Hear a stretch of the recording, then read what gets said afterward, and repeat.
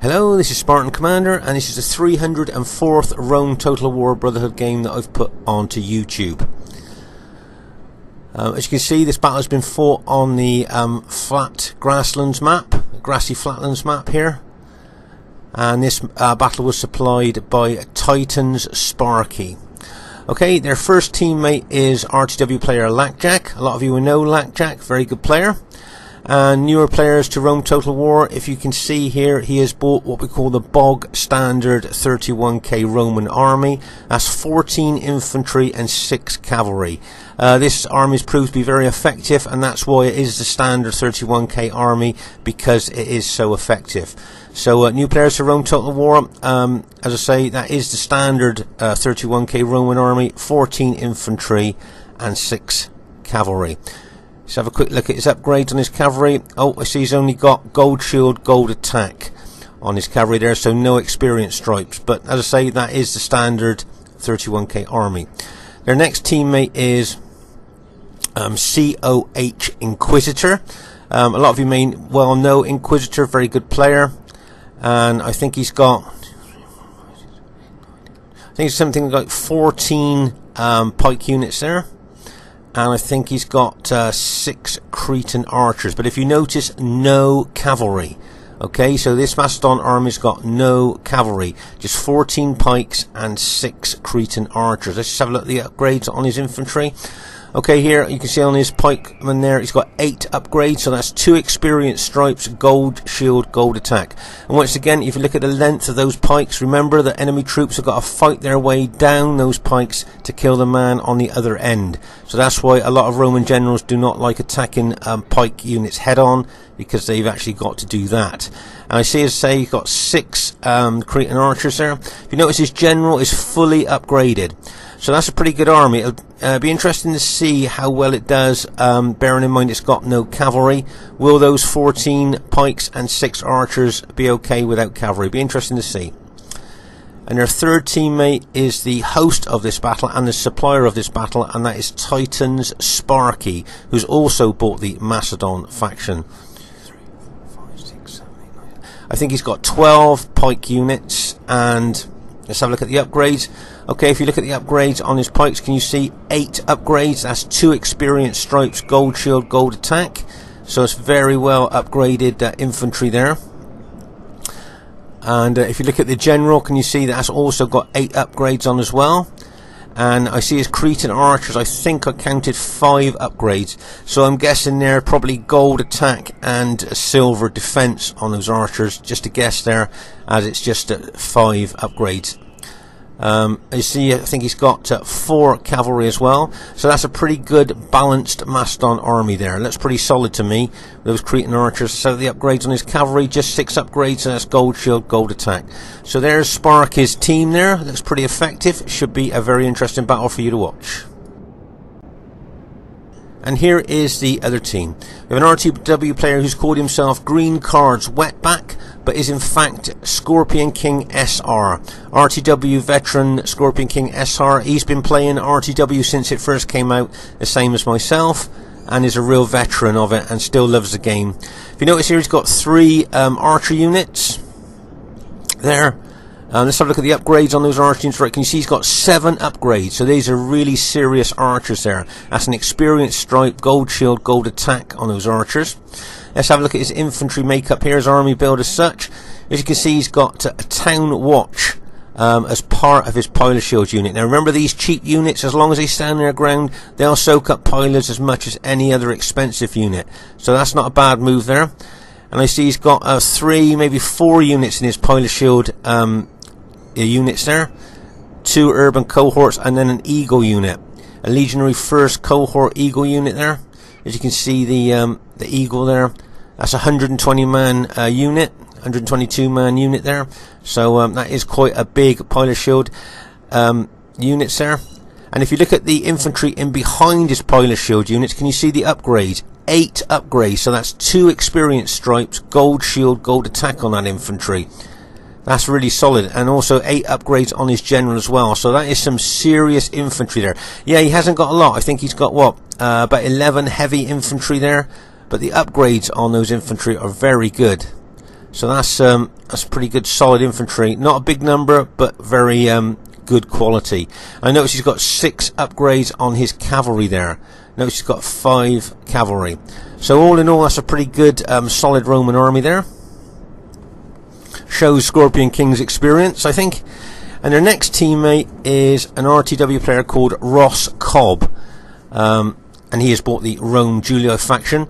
I think he's got 4 archers there. 4 auxiliary archers. You can see there he's got 6 cavalry. Let's have a look at the upgrades on that cavalry. Just looks like gold shield, gold attack on those 6 cavalry units there. Let's have a look at his infantry. Now only 10 infantry. But let's have a look at the upgrades on this infantry. Can you see the upgrades? 7 upgrades. So that's an experience stripe, gold shield, gold attack on each one of these infantry. So that makes, even though he's only got 10 infantry, that makes those infantry really, really tough with that stripe on. But can you notice anything unusual about that formation there? Okay, can you notice that he hasn't got pilot shield units in front of his army there? New players watching this, you might think, well, that's kind of strange, but actually, if you think about it, remember the armies that they're facing. He's facing Macedon. So obviously, you put pilot shield units there just to do that, to shield your army from pilots. And of course, they don't need that against Macedon. Okay, now this is the third army. I've kept this one till last because I wanted to show you that this is RTW player RV Earth, who has bought the Egyptian faction. Now, as a lot of you will know, Egyptian troops get a bonus in desert, right, in the desert. As you can see, this is not a desert map. This is just a flat, grassy land battle. So they've got no bonus. And to bring Egypt, which is what you could call maybe a lesser 31k faction, to this battle, it might seem unusual to newer players. So newer players, can you think why this player has bought the Egyptian faction here? I think I've counted he's got 14 Pharaoh archers. Now, Pharaoh archers, pound for pound, are probably the best archers in the game, and I see he's got 6 chariots as well. So as I say, these archers are pound for pound probably the best archers in the game. They're so tough, when they run out of arrows, they can be used as light infantry. I see he's got 6 upgrades on those Pharaoh archers. And 1, 2, 3, 4. Oh, and it looks like the chariots are fully upgraded. So he's got 6 fully upgraded chariots and 14 Pharaoh archers. But like we just said, these archers are probably the best archers in the game. But why would somebody bring this Egyptian army to this particular battle? Can newer players, can you think of that? I've given you one clue. Okay, 14 Pharaoh archers. Now, why would he bring 14 Pharaoh archers and no infantry? Okay, newer players watching this, as I say, there's those archers. They've got really long range. They do a lot of damage. And as I say, they're so tough when they run out of arrows, players can easily use them as light infantry. They're that good. But as I say, so why would someone bring an Egyptian army to this particular battlefield? Well, let's think about who they're fighting. Okay, they're fighting 2 massive armies of Macedon pikemen. Now remember, those 120-man unit pikes are extremely susceptible to any missile damage. So what he's thinking here, he's bought these 14 long-range Pharaoh archers because he's going to do as much damage to those pike units as he can with those archers. And also, you know, help to take out the Cretan archers that they've bought as well. And then once he's done that, he can then concentrate the archer fire onto those very susceptible 120-man unit to archer damage there. So that's why he's bought that army. On the face of it, you know, people think, well, that's a strange army to bring, but that is why he's bought it, so that he can do that, and he can use those maximum maxed chariots there as well to take out hopefully some of their archers. But I'd just like to draw your attention here. Can you see that Sparky has set some of his army out over here on this flank here? His main army is there. You can see his main pike army is there, but he set these units out here. See how he's extended those 3 pike units at the front there to cover as much ground as they can.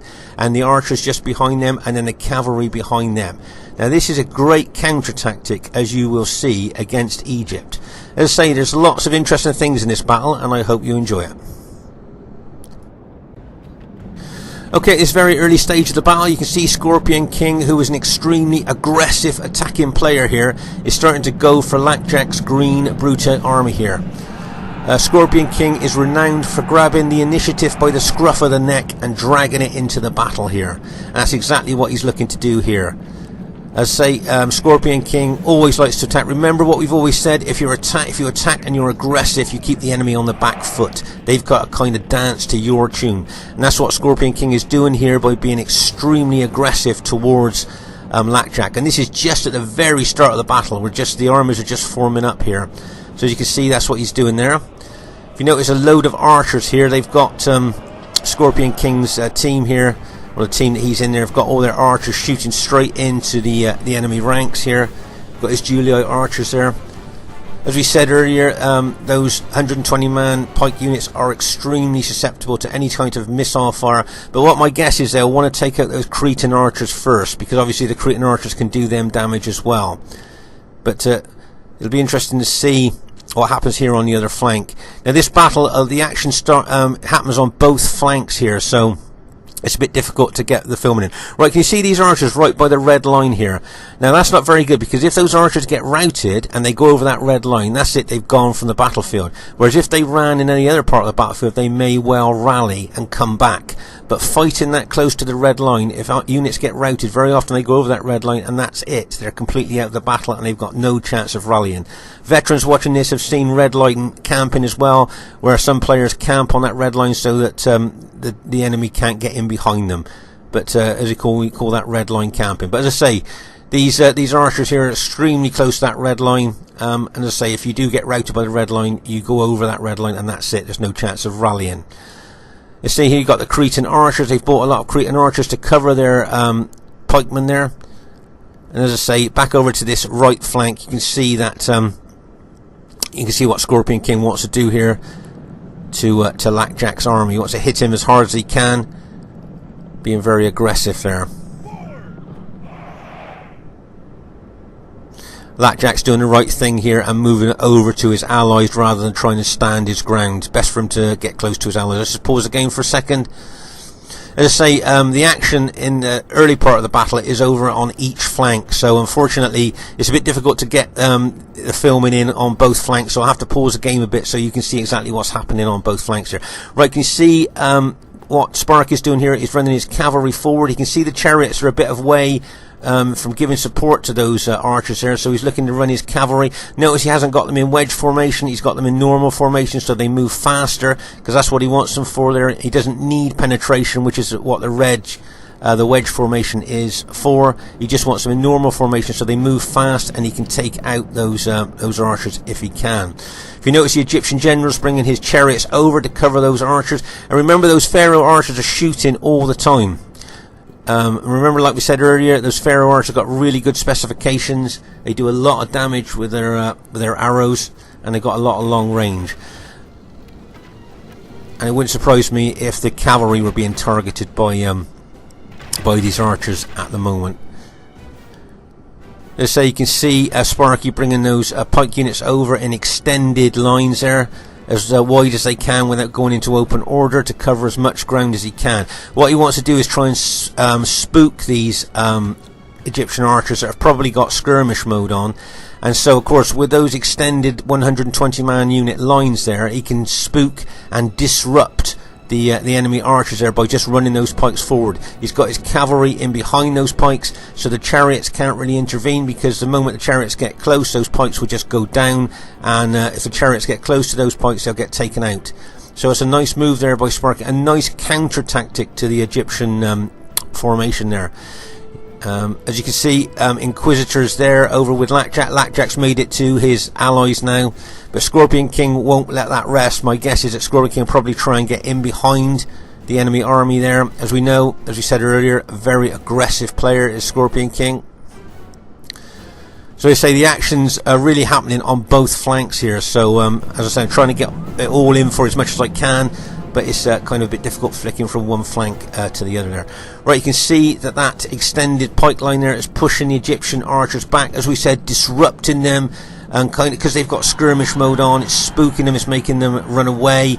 As I say, total disruption here is what he's after. He's using his cavalry, bringing them in from behind his pikes there to take out those archers. Remember, those Egyptian chariots, they'd love to get in amongst those Macedon cavalry there, but of course with those that pike unit there, they don't want to get involved with the pikes. So that's a nice, this is a really nice counter-tactic move here to Egypt from Sparky. All the time he's got his archers there protected by those extended pike lines, shooting into the Egyptian archers or chariots there. Meanwhile, over on the right here, you can see, like we said, Scorpion King's not resting on his laurels. He's trying to get his army in behind the enemy team there, causing them, hopefully causing them a little bit of disruption from his point of view, trying to put a bit of pressure on that flank. You can see that his particular flank here over on the right, the Egyptians are being pushed back here by the really good counter-tactics of Macedon. So what Scorpion King's trying to do is trying to put pressure on the other flank to try and draw, if he can, reinforcements from the enemy army over to that right flank and maybe take a little bit of pressure off of this flank here. So it's a nice tactical, aggressive move there by Scorpion King. But as I say, this is really good counter-tactics. It's great using this Macedon cavalry from behind his Macedon pikemen there, so he can just run forward, try and take out the archers with that pike unit there. So if the chariots get involved, those, as I say, those pikes just be put down, and those if those chariots touch those pikes, then they will be pretty well routed there. So say nice counter tactics there by Macedon against these against this Egyptian army here. They say those Pharaoh archers are shooting all the time. My guess is they're probably targeting the Cretan archers, but they could well be targeting some of the pike units as well. Okay, just to take stock of exactly what's going on at this time. Okay, as I say, you can see Scorpion King being really aggressive here, coming in behind the enemy team there with his army, which is a nice aggressive move. As I say, trying to take pressure off of the other flank is what he's trying to do, I think, there. But there's a lot of enemy troops there. And what I wouldn't like to see here is Scorpion King get isolated, because if you notice his ally, his Julii ally, Roscoff, is moving over to their right flank. And that's because he can see the right flanks collapsing there. So Scorpion King is kind of left a bit isolated in behind the enemy here. And there's a lot of pikes and all of Lackjack's Bruchite army there. And if they attack, then my guess is with all those numbers, Scorpion King's army could be annihilated. So we'll just have to see what happens there. But as I say, this Ross Cobb here has seen that their right flank is collapsing under that Macedon attack, so he's decided to take his troops, cavalry and infantry, over to their right flank to shore up that right flank there. As I say, Egypt just bought archers, no heavy infantry at all, so that right flank of theirs is now absolutely collapsing. So that's why he's decided to take his army over there. But of course, by doing that, Scorpion King's army now is pretty well isolated at the rear of the enemy team.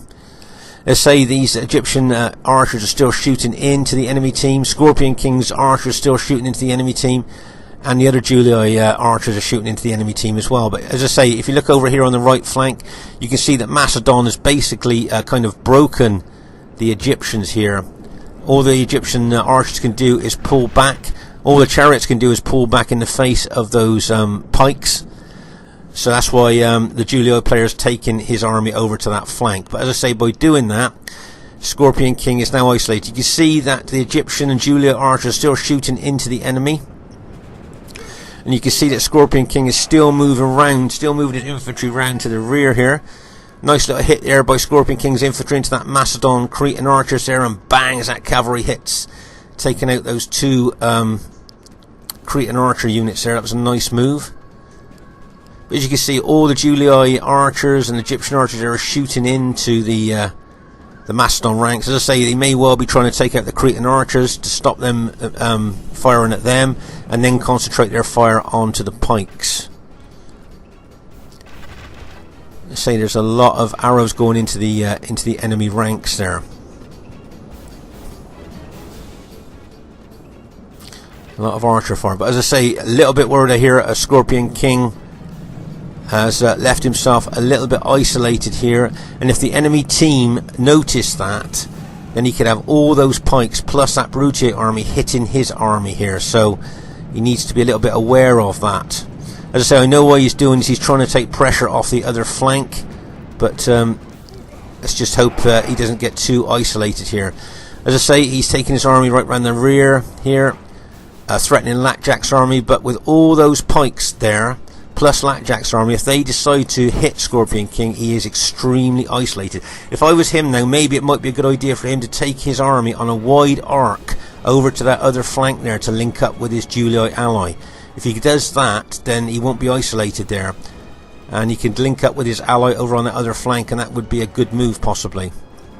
But by staying there with all those Macedon pikemen and that Brutii army, if they attack his army there, it's so isolated he could actually be taken out. Okay, let's move over to the other flank there. As you can see, the Julii player, that Ross Cobb, is taking his Roman army over to that right flank, as I said, to try and shore up that right flank, because it has absolutely collapsed under that Macedon counter tactical attack there. There's not a lot of Macedon units over here, a few cavalry units and some of those pike units there, but they've made a massive inroad into that flank there.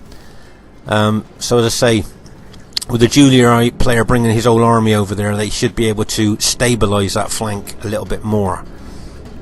If you notice here, this is a good counter tactic. If you're a Macedon or any of the big pike factions, you don't want to stand around getting shot by archers. It's best to attack, go forward, disrupt those archers as much as you can.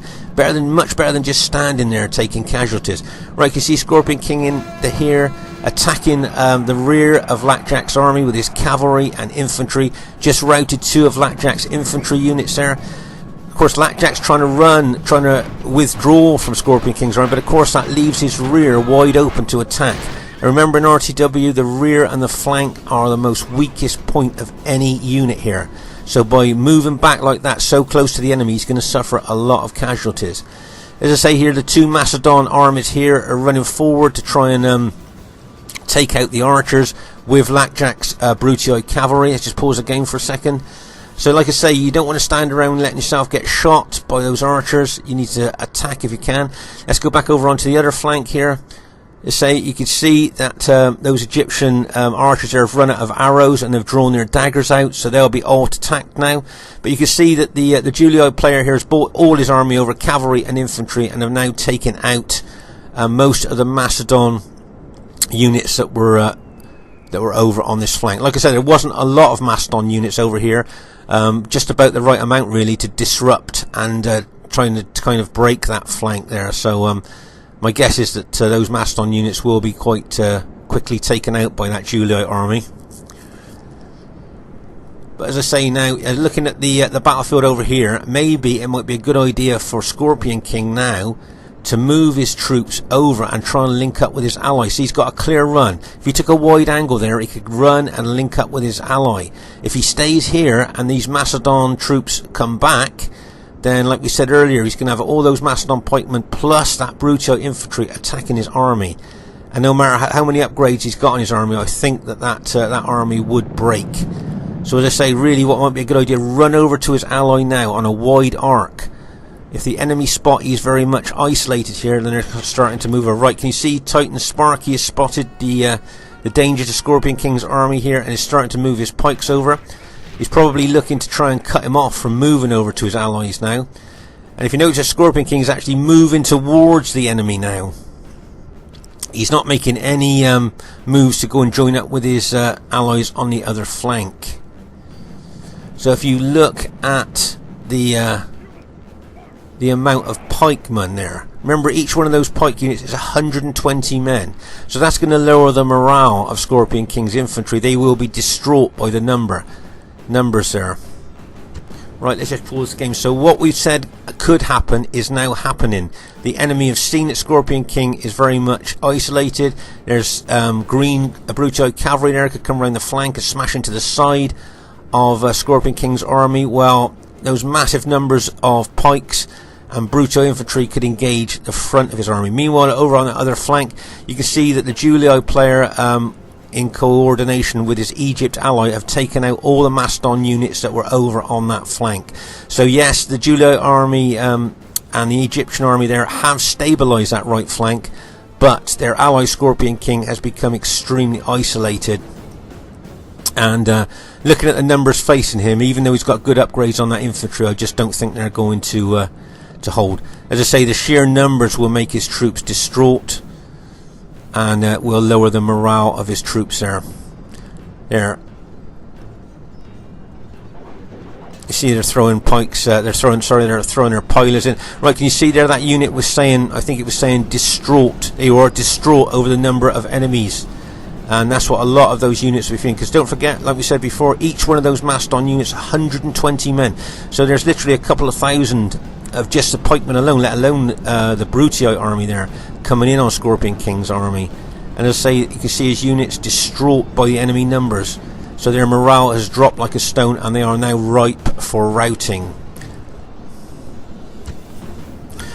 This is a good tactic for new players. Can you see how the Macedon troops are running forward with their pikes up? Then the moment that they make contact with the enemy, the pikes will go down. This is a good tactic, so you can keep your pikemen running forward there. And then when you make contact with the infantry, usually what they do is they just put their pikes right down. Okay, can you see the Macedon units moving forward, pushing Scorpion King's Julii infantry back? And of course, when you move your troops back, that lowers the morale as well, under pressure. So a lot of Julii troops will now... Right, can you see Scorpion King charging his cavalry into those pikes? Now, that might look a bit silly to charge cavalry into pikes, but what he was hoping to do was catch those pikemen before they put their pikes down. If you can hit pikemen before they put their pikes down, you can rout units with cavalry hits. But unfortunately for Scorpion King there, the Macedon general got his pikes down just before the cavalry could make inroads into that infantry. So, looking at this situation here, it wouldn't surprise me if Scorpion King's whole army routed under the pressure that they're under. You can see Scorpion King's ally, RV Earth, with his Egyptian chariots there, trying to do a lot of damage to the Brutii cavalry.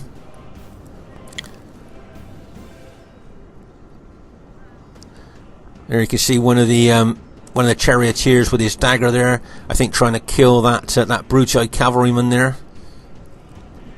It's a pretty dramatic shot there as the horse is up on his back legs there.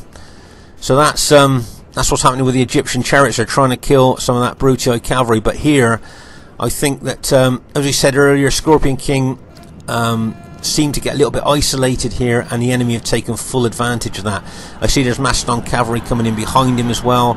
And with all those number of enemy troops, his troops would have been, as you saw, distraught by the numbers. Their morale would have dropped like a stone. And as you can see, basically, the whole of Scorpion King's army has now been routed.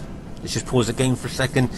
Let's say you can see, I think there's a couple of units of Scorpion Kings left there, the general and another herb unit there, but with the numbers involved with the enemy team there, it wouldn't surprise me if they got taken out quite quickly. Let's say over here you can see that the Egyptian chariots have been doing a lot of damage to the Brutii cavalry there. It wouldn't surprise me if the Brutii cavalry tried to get away from the chariots now. There you go. Doesn't really want much truck with the chariots. Those cavalry are already battle damaged, and the morale will be suffering as well, because of course those chariots lower the morale of enemy troops.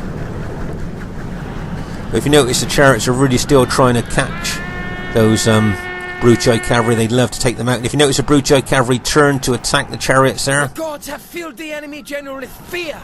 Now he flees the field like a coward. Did you see that green cavalry unit glow then? It just got a battlefield promotion. Units that fight really well, you'll see glow, and that's where they get a promotion there. Okay, so let's just pause the game for a second to take stock of exactly what's happened. Okay, those last two units of Scorpion Kings have been routed. So for all intents and purposes, all of Scorpion King's Julii army has now been routed. His ally now, his Julii ally, is moving his troops over, and the Egyptian archers that are left are being moved over as well. So we're kind of like moving into phase 2 of the battle now. Remember that Ross Cobb's infantry we looked at? Very good upgrades. Now whether that'll make a difference towards the end of the battle. Remember, with those experienced stripes, it keeps them fighting longer. So it'll be interesting to see. As I say, I think basically we are moving into phase 2 of the battle now. There's still some Egyptian chariots left. There's still some Egyptian archers left. But how many arrows they've got to fire, I don't know. And as you can see Sparky's cavalry chasing down Scorpion King's infantry, making sure they don't rally. Remember, we've talked about this in other battle videos. Chase down the routers. You don't want them to rally, because very often routers can rally and then come back into the rear of your troops and kind of bite you in the butt. So you need to make sure you chase down the routers. Okay, so as we said, looks like we're moving into phase 2 of the battle. There's a heck of a lot of those Macedon pike units left, and a lot of Lackjack's Green Brutii army left as well, but they haven't got a lot of cavalry. I think they've got 2 battle damaged Macedon cavalry units left, whereas I think most of the Julii cavalry are intact, and a lot of the Egyptian chariots are still okay as well. So whether that'll make the difference, along with that Julii player's upgrades on his infantry as the battle moves into its final phase, we would just have to wait and see. A lot of those Macedon units, as you can see, have been damaged. They've been battle depleted by archer fire. You can see the Egyptian general here bringing his archers over to this flank. As you can see, those archers are still carrying their bows, so that means they've still got arrows. You can always tell when archer units have run out of arrows, because as they're running, you'll see they're carrying their small daggers or swords in their hands. But those guys are still carrying their bows, so they've still got arrows left. Now, whether the Macedon general would just stand there and let those archers move to the flank and shoot into the flank, my guess would be no on that. I think the 2 Macedon generals have handled those pike units extremely well, bearing in mind the considerable archer fire they could have been under by the enemy there. Good counter tactics by them against the large amount of archers that the enemy team bought. If you notice those 2 cavalry Macedon units there, I would like to take out these archers, but I think I saw the Julii general there bringing some cavalry over to this flank here to support his allies' archers. You can see those 2 Macedon cavalry units moving towards the archers, and the Julii general's brought over his cavalry units to try and support those Egyptian archers there.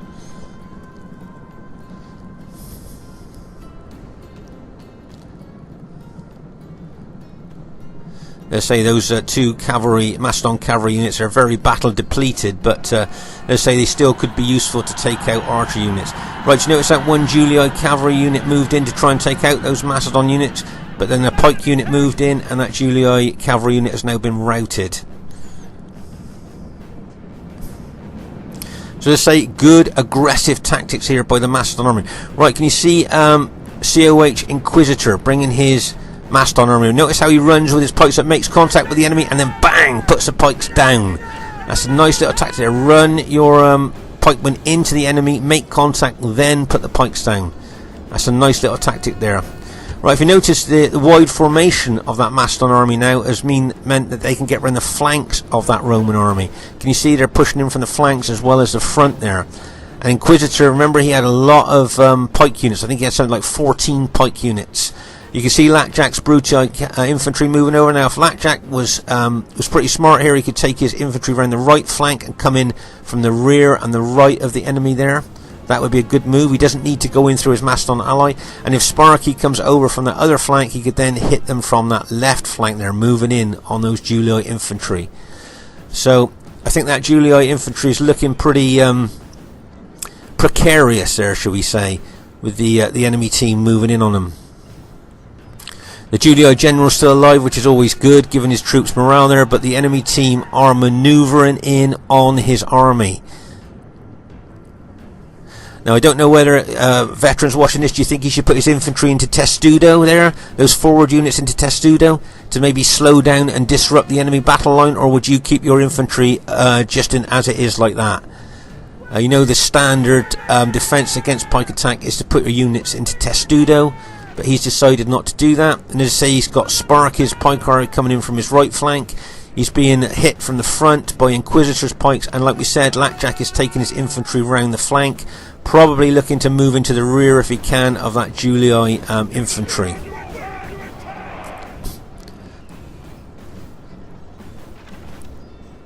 So, if you were a betting person, who do you think you put your money on at this stage of the battle then?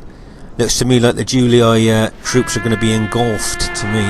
Right, you see the Egyptian chariots charging into Lackjack's Brutii army there. And remember, don't forget, those chariots have got good attack specifications and have got that fear factor as well. But I always like to use chariots in coordination with infantry as well. I think you need both infantry and chariots there. I notice he's moved an archer unit in there, one of his Pharaoh archer units on alt attack, attacking those Brutii troops. Like you see this Julii cavalry charging and bang as it hits that pike unit. Now, what I think that Julii, let's just pause the game for a second, what I think that Julii general wants to do is take out that Macedon general. Remember, Macedon morale's not very good, and if they can take out that Macedon general there, that could maybe lead to a mass rout of the Macedon units, as we've seen in other battle videos. So I think that's what the Julii general wants to do, to try and take out that Macedon general, which is a little bit exposed there in the battle maybe. But as you can see here, a lot of Macedon troops here. Don't forget, with that mass troops there, they can make the enemy distraught by numbers, and they're moving in on that Julii army. And plus, with that Brutii infantry moving in as well from the other side, things do not look very good for the Julii general there. I see Scorpion King's rallied his general and that town watch unit, I think, and he's attacking that Brutii infantry as well. Now remember that the Julii general still got his cavalry pretty well intact. He's still got a lot of cavalry where the enemy haven't, so maybe that might be pivotal to the outcome of the battle. Maybe. Remember, those Egyptians have still got those chariots with the fear factor and those really good attack specifications. Right, you see the Julii general going in again, taking his cavalry in again, trying to get that Macedon general.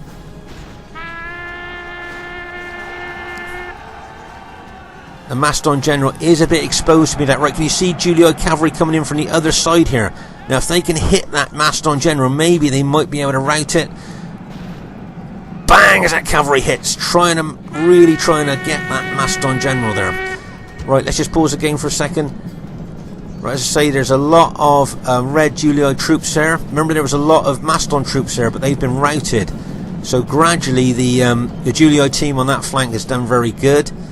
You can see a lot of the green Brutii units have been routed there, but they're still attacking on the left flank there. Those chariots go in, I notice, bang, hit the Brutii infantry, do a lot of damage and pull back. Nice move by the Egyptian general. If you notice here, can you see these two units of Pharaoh archers with their swords out going into the Brutii infantry as well. Now, it wouldn't surprise me if the Egyptian general did a combination attack here with his chariots as well. And you've noticed that it's exactly what he's doing, charging his chariots in coordination with his Pharaoh archer alt attack there. So he is kind of using infantry and chariots there in a combination. He turned his archers into light infantry there, and he's attacking with his chariots at the same time. Nice move there by the Egyptian general. So as you can see at the moment, it looked to me like the Julii army was going to be engulfed by enemy troops, but the Julii team has done extremely well here. Julii and the Egyptian team there. Right, as you can see here, there's still a lot of Macedon pikes left.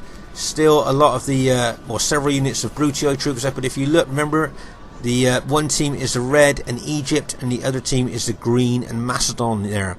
So you can see now how close this is going to be, going right down to the wire. As I say, if they could just take out that Macedon general, just to lower the morale of his troops, it could well be a mass rout there. If you notice that the red Julii general there is being attacked from the flank, the rear and the front by Macedon troops.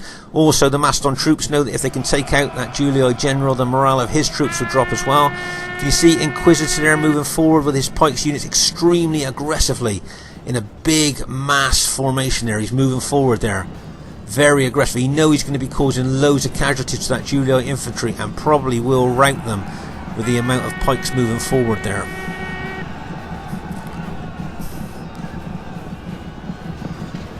As you can see, this Julii general is being attacked there, and as I say, that Inquisitor's moving forward with his pikes. They're taking out loads of Julii infantry with that aggressive move that he just did there, moving forward.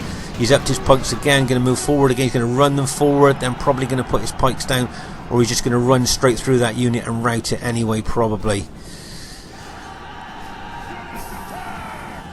Let's say if the Julii general routs, then I think that will probably be the end of the battle. Then I would have thought. The enemy general flees. press forward so that the spirit Yeah, of the his Julio army general's is just a been routed broken there, as tool. you've just seen.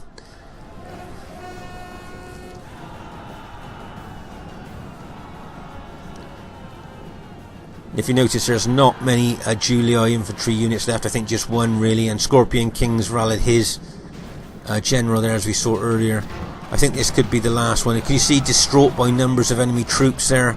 So he's just routed, that unit's just routed there. Is slain, and the gods be praised. The enemy's hearts And it looks are full like of we've fear, just and moved now into they the flee. final phase of the battle there, and you can see that the Macedon team there with their Brutii ally has actually won that this battle. There's just a few Julio units there. We'd just like to show you how spread out this battle. Now remember, this is only a 3v3 battle. Do you remember it started off over here with the Macedon units starting to counterattack the Pharaoh archers and chariots there, and broke the that flank there. That was nice aggressive counter tactics by the Macedon general. And then in the centre here was where the final stand was, if you like, of the Julio infantry.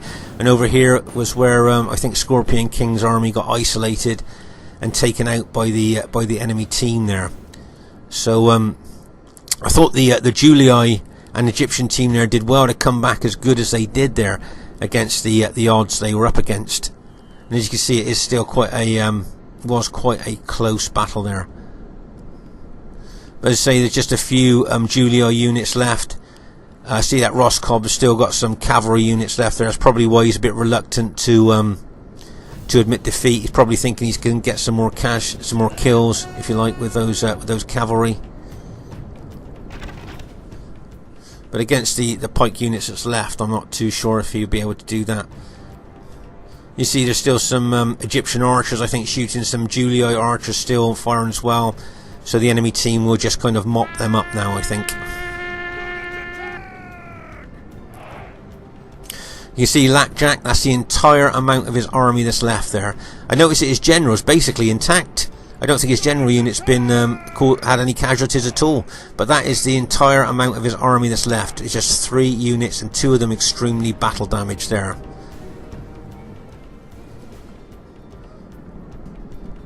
So it's just a couple of Julio units. I think at this stage of the battle it's a good idea to kind of admit now, obviously the battle's lost, so the Julio general should just maybe admit, and then you can get back to the lobby and get another battle going, and maybe get a revenge battle going, if you like. Let's just put it on fast forward there, just to there you go, and you just admitted defeat could not have there. been in more doubt then.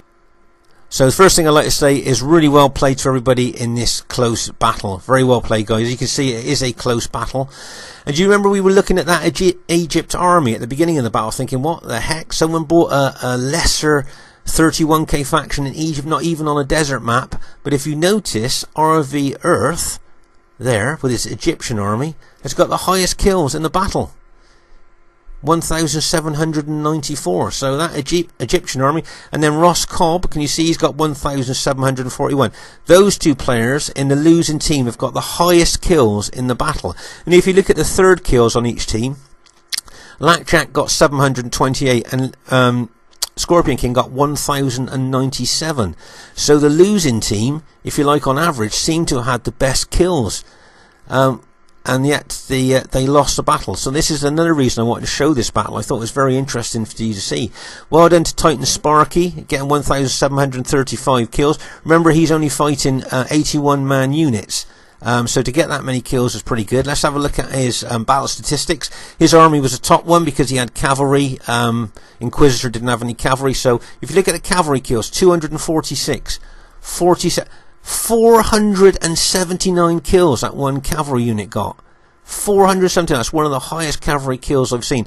And 140. So as you can see there, those cavalry did him proud there to help him get those kills. So that was really well done to him. So I hope you enjoyed this close battle. I thought it was an interesting battle on several fronts. I'm sorry about the battle was on both flanks and trying to get from one flank to the other. I hope that didn't spoil the battle too much for you. But I just thought it was a very interesting battle. So really well done to everybody in the game. Great battle. Bye for now.